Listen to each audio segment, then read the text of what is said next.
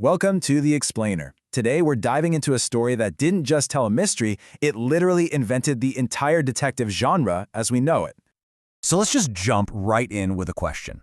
What do you do when you have a murder with no motive, absolutely no possible escape route, and a bunch of witnesses who all say something different?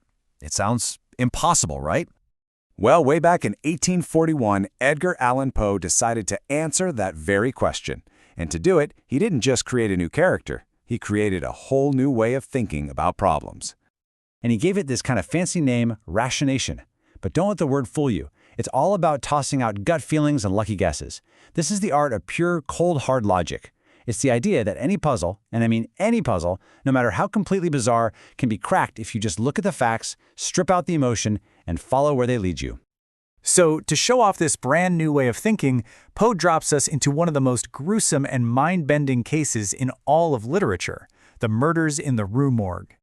The story gets told through what's supposed to be a newspaper article.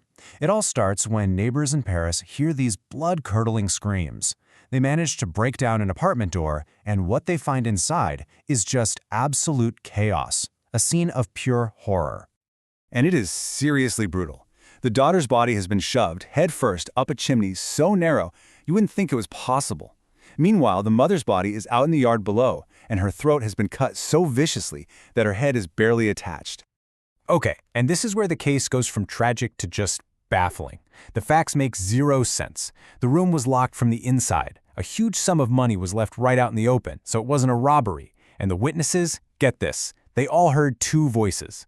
They agree one was a gruff French voice, but the other one, the shrill voice, an Italian witness thought it was Russian, a Frenchman thought it was Spanish, an Englishman thought it was German. Nobody could identify the language. The police are, you guessed it, completely lost. And this is where our hero steps in. See Auguste Dupin. He's not a policeman, he's just a private citizen, an analyst, and he looks at this whole impossible mess in a totally different light. Dupin, let's be honest, is not impressed with the official police. He basically says, sure, these guys are cunning, they're clever, but they don't have a real method. They see all the strangeness in this crime and they hit a brick wall because it doesn't fit their normal ideas of how a crime works. And right here, this is the key difference. The police, they look for what's normal, what's ordinary, so they get completely thrown off when things get weird. For Dupin, it's the opposite. The weirder a fact is, the more valuable it becomes.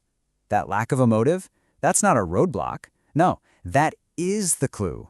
It's screaming that you shouldn't be looking for a typical human criminal. So, how does he do it? How does he actually untangle this whole thing? Well, it all starts with one core idea, and then he just follows the chain of bizarre clues, one by one. Dupin's whole philosophy is built on this really powerful insight. The stranger a crime is, the easier it should be to solve. Now, why on earth would that be? Well, because the really weird stuff, those deviations from the ordinary, act like a giant flashing neon sign pointing directly to the unique nature of whoever or whatever was responsible. And he just follows that logic step by step with no emotion. First, that voice. The reason no one could agree on the language? Simple. It wasn't a language. Second, the sheer force needed to stuff a body up a chimney. That points to a strength beyond what any human has. Third, he actually investigates the window and finds a hidden spring mechanism that made it look locked from the inside when it wasn't. And finally, getting away through that window would require climbing and swinging with an agility that, again, is just not human. So think about it. You put all those pieces together on the table. A voice that isn't human, incredible strength, unbelievable agility, ferocious violence, and absolutely no human motive. What's the only possible answer, no matter how wild it sounds? The murderer wasn't a person at all, and Dupin proves it by finding the physical evidence the police just glossed over. A small tuft of tawny, non-human hair clutched in the victim's hand. Bruise marks on the throat that are way too big to be from a human hand. The killer was an orangutan that had escaped from a sailor. Absolutely unthinkable, but it's the only solution that fits all the bizarre facts. Now, this story is way more than just a cool mystery with a shocking ending. Poe, by creating this first detective, was really writing a how-to guide for critical thinking. So, what are the big takeaways here? Especially for those of you who might be facing your own impossible problems, whether in school or, just in life. You see, this whole method is basically the DNA for every great detective that came after. Sherlock Holmes obsessing over different kinds of mud, Hercule Poirot demanding perfect order. It all starts right here with Dupin. What Poe is teaching us is a new toolkit for thinking. First, observe the little details that everyone else misses. Second, question your own assumptions. The killer must be human, right? Well, maybe not. Third, find the pattern inside the chaos. And remember, those weirdest facts, those are your most important clues. And finally, you have to embrace the unusual. You have to let the strangeness of a problem be your roadmap to the truth. And that kind of leaves us with one final thought. Dupin solved a murder that seemed to break all the rules of logic, simply by looking at the problem in a way nobody else dared to.